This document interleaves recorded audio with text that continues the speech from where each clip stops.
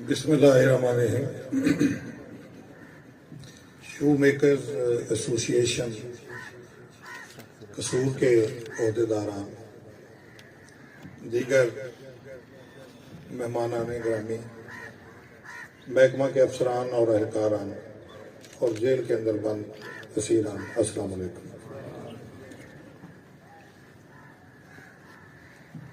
मेरी महकमा जेल खाना जात में सर्विस को तकरीबन 32 साल हो गए और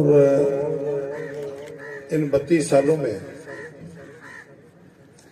मेरी मुख्तलिफ डिस्ट्रिक्ट और सेंट्रल जेलों पर बतौर सुपरडेंट पोस्टिंग भी रही।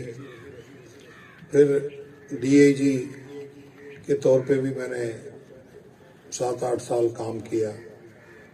अभी IG शिप का मेरा ये तीसरा टेन्योर है। तो मेरी शुरू दिन से मेरी बैकग्राउंड जो है वो भी सोशियोलॉजी सोशल वर्क की है पंजाब यूनिवर्सिटी में। तो शुरू दिन से मेरे ज़हन में ये चीज़ थी कि जिस काम के लिए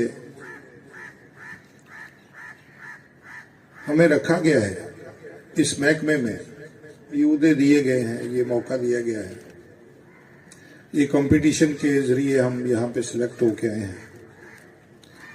इसका मकसद सिर्फ ये नहीं है कि जो जेल में बंद लोग हैं उनको सुबह नाश्ता दे दिया, खाना दे दिया, मुलाकातें करवा दी, अदालतों में भेज दिया, वापस आए, गिनती करके बंद कर दिया और घरों में चले गए।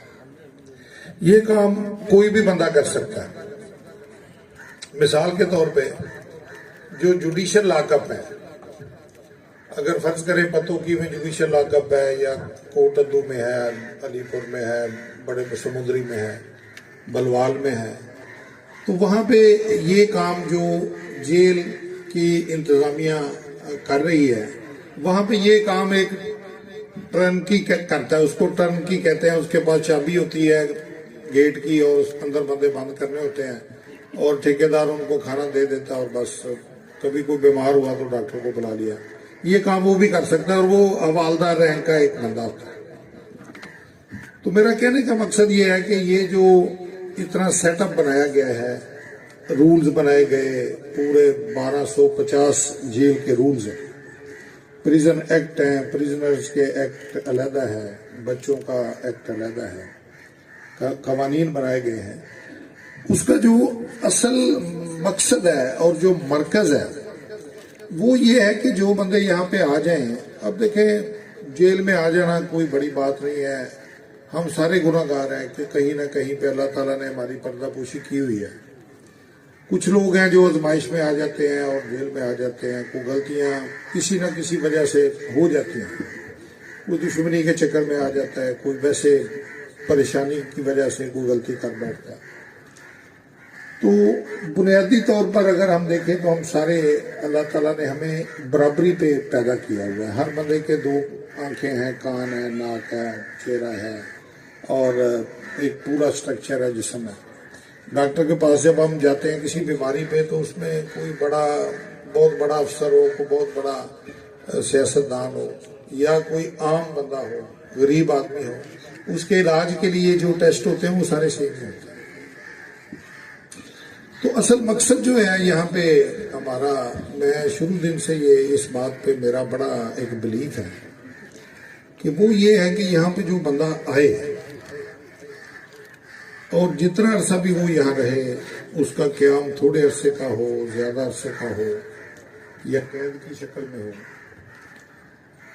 तो वो जब यहाँ से वापस आए तो जितना वक्त यहाँ पे उसने गुजारा है, यहाँ से वो कुछ ना कुछ जो है ना वो इम्प्रूव करके जाए।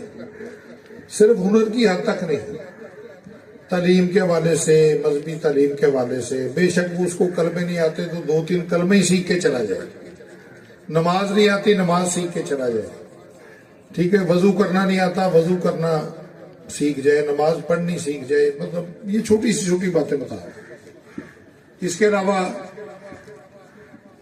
तालीम जो लोग बाहर पढ़ रहे हैं वो जेल में आ जाते हैं तो उनको तालीम जो है जारी रखने का मौका मिल जाए।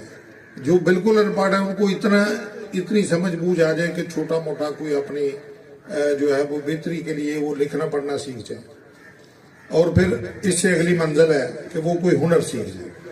جو زیادہ پڑھے لکھے لوگ نہیں ہوتے، صاف ظاہر ہے ان کی جو سروائیول ہے وہ کسی ہنر میں ہے۔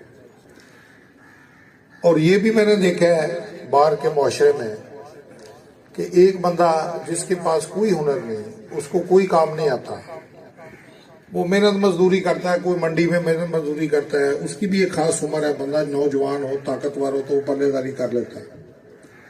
اور جس بندے کے پاس کوئی انرجی اتنی نہیں ہوتی، وہ کوئی مستریوں کے ساتھ مزدوری کرتا ہے، اس کی بھی ایک خاص عمر ہے، ہر عمر میں آپ یہ کام نہیں کر سکتے، اور اس کا روزگار کی کوئی گارنٹی بھی نہیں ہے، وہ ہوائی روزی ہے، کبھی کوئی کام مل گیا کبھی نہ ملا۔